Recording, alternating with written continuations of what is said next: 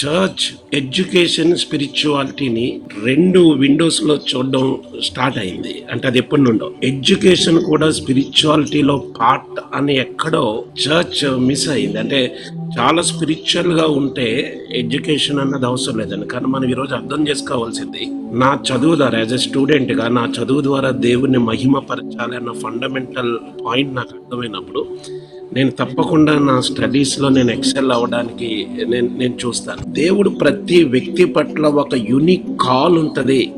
So ఆ పిలుపు బట్టే కెరీర్ ఉంటుంది. Calling and career should go together. అంతే తప్ప దేవుని పిలుపు అన్న వర్డ్ వినబడగానే నేను అన్ని వదిలిపెట్టేసి రావాలి. హైయెస్ట్ రిగార్డ్ నేను అలాంటి ఇంట్లో పెరిగిన వాడిని.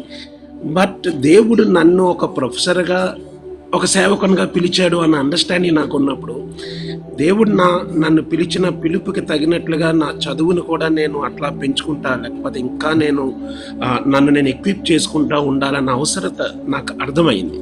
ఈరోజు క్రిస్టియన్ చర్చ్లో కూడా ఈ పాయింట్ అర్థమైతే దేవుడు కొంతమందిని డానియల్స్గా, జోసెఫ్గా, లేకపోతే మీరు చూస్తారు నెహెమ్యా, లేకపోతే ఎవరు చూసినా వీళ్ళందరూ దేవుని సేవకులే. కానీ వాళ్ళందరూ ప్రొఫెషనల్గా వారు మార్కెట్ ప్లేస్లో వారి టెస్టిమనీస్ని వాళ్ళు చూపించారు.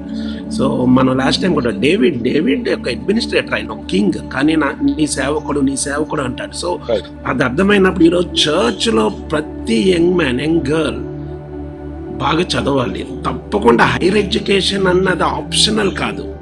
హైయర్ ఎడ్యుకేషన్ అన్నది డెఫినెట్గా చేయవలసిన అవసరం ఉంది చర్చెస్కి. ఈరోజు ఈవెన్ పాస్టర్స్ కూడా దీన్ని అర్థం చేసుకోవాలి. సో ఇప్పుడు ఈ జనరేషన్కి, అంటే నేను ఎస్పెషల్లీ సేవకులకు కూడా, మీ పిల్లలు బాగా చదువుకుంటే బాగా సేవ చేయగలరు. ఈ పాయింట్ కూడా చాలా ఇంపార్టెంట్. ఎందుకంటే ఈ జనరేషన్ని రీచ్ అవ్వాలంటే మనం తప్పకుండా బాగా చదువుకోవాలి. బాగా చదువుకున్నప్పుడు తప్పకుండా ఈ జనరేషన్ రీచ్ అవ్వగలం.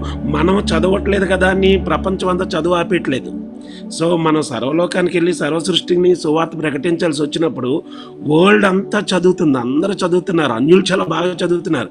మరి వాళ్ళని రీచ్ అవ్వాలంటే మనం బాగా చదువుకోవాలి కదా. మరి ఇప్పుడు సింపుల్ పాయింట్ అది. సో మనము కూడా బాగా చదువుకున్నప్పుడే మనం చదువుకున్న సమాజాన్ని రీచ్ అవ్వగలుగుతాం.